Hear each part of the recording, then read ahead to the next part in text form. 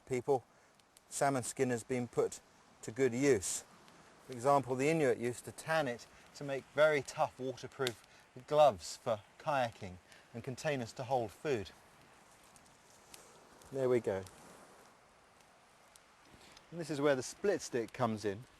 I'm going to slip this stake down inside the split and then clamp it shut, and that's going to hold the fish like a vice. And this is where I use the root to lash the whole thing shut for cooking. A lot of people use tin foil when they're cooking. I can't abide tin foil, it just litters up the wilderness, it never rots away. All these materials are going to return to nature, and there it is, ready for cooking.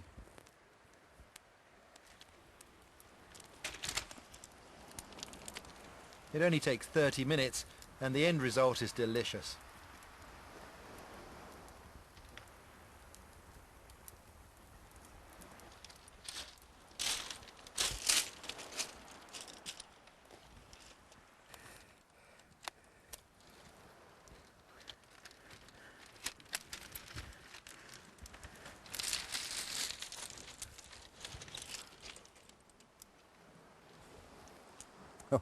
Look at that. It doesn't get much better than that. And it's not going to be dry, it's going to be beautifully moist. Fantastic.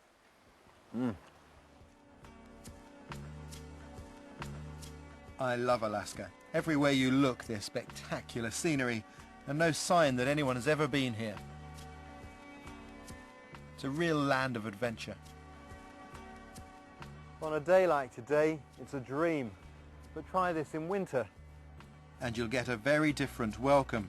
From October onwards, Alaska is lethal. There are places where almost 30 feet of snow fall each year, temperatures drop to minus 40 degrees, and up in the Arctic Circle there's barely an hour of sunlight a day. Get caught out in these conditions and you quickly realize how fragile human beings are. 100 years ago, in the heart of winter, these waters saw the start of a tale of endurance and survival to rival any. We're heading out across Cook Inlet. That's one of the most treacherous stretches of water in the world. These seas have the second largest tidal range in North America, almost 30 feet, and that means currents of up to 10 knots and very unpredictable conditions. Even in today's world, full of digital technology and satellite communications, people are wary about setting out across these waters. 100 years ago this place was just as tough, but the equipment available was much more basic. Few ships even had radios back then, so any journey up this isolated coast was a perilous voyage indeed. That was the case when a remarkable tale of endurance and survival began in the teeth of an Alaskan winter, right here. This is Iliamna Bay. At high tide it looks just like any other stretch of coast on Cook Inlet, barren and deserted. Low tide reveals wreckage strewn all along the coastline here. This is a lifeboat davit. And this is the capstan. These are all that remain of the steamship Farallon. On January the 5th, 1910, the ship crashed into the reef near here, marooning all 38 passengers and crew on this snowy shoreline.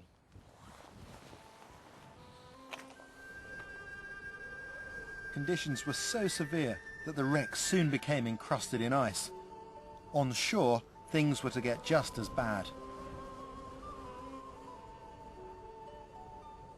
In 1910, the Farallon was delivering mail up the coast from Seattle to Alaska. Steve Lloyd has spent years researching and writing the story of the Farallon. All I knew when I started researching the story of the Farallon was that these guys were shipwrecked and they'd survived for a month and were somehow rescued. But as I continued my research and found out more and more about the story, it was just incredible to me how little they had to work with, how absolutely harsh the winter conditions they encountered were. A diary entry from one of those on board sums it up for Steve. The captain of the Farallon had never been to Iliamna Bay, and neither had the purser. And when two passengers presented themselves and asked for passage to that place, it was granted them without question.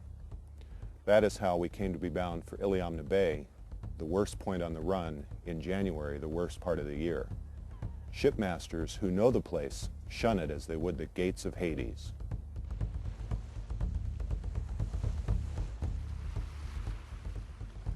The men on board were peering for the shoreline, looking for any landmark. They couldn't see the entrance to Iliamna Bay.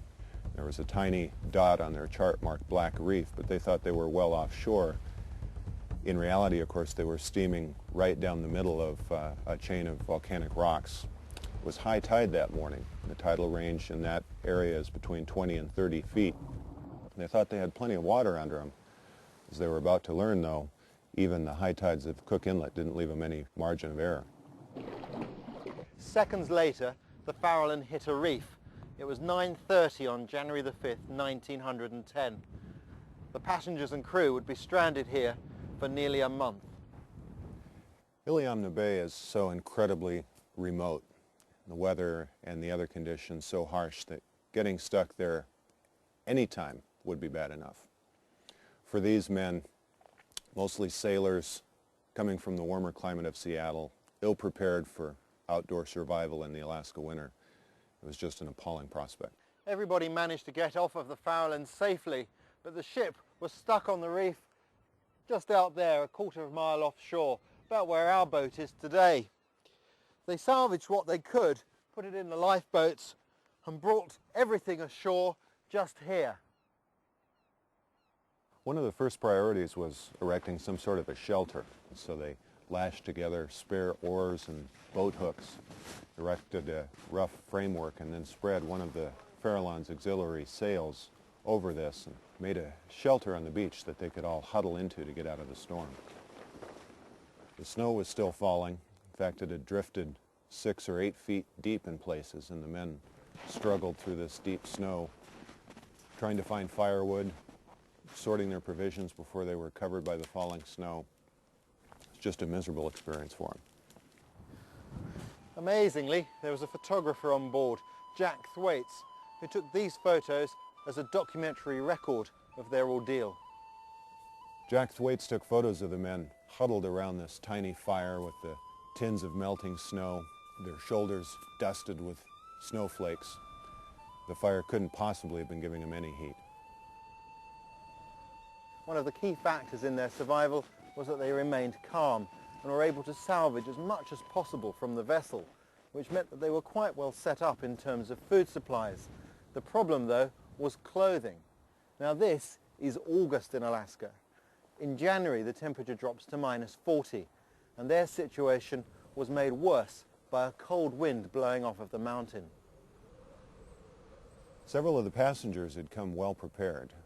Most of the sailors, though, were used to plying the waters of warmer Washington and Oregon, and they were in very bad straits so far as clothing or really outdoor experience of any kind. After the fire was going, the ship's cook sorted through the provisions and he found a case of hams, some potatoes. They boiled the hams, passed out pieces of bread. They all stood in line. The cook ladled a small piece of ham and a ladle of hot grease. As soon as the grease touched the bread, it turned into lard. It must have been a cold and miserable night for everybody. I've lived in Alaska all my life. I've seen the wind and the ice and the snow, but nothing that compares to what those men went through. The Farallon was just 2 weeks into a 6-week voyage. It would be ages before it was missed. For people stranded in wilderness, there are basically two courses of action open. One is to stay with the vehicle or vessel that took you there and await rescue, usually the advised course, or the other is to throw lots of energy at trying to get out of the situation you find yourself in. The Farallon is quite an unusual story because both approaches were employed. By the next day, it became pretty clear that the ship wasn't going to float off the reef.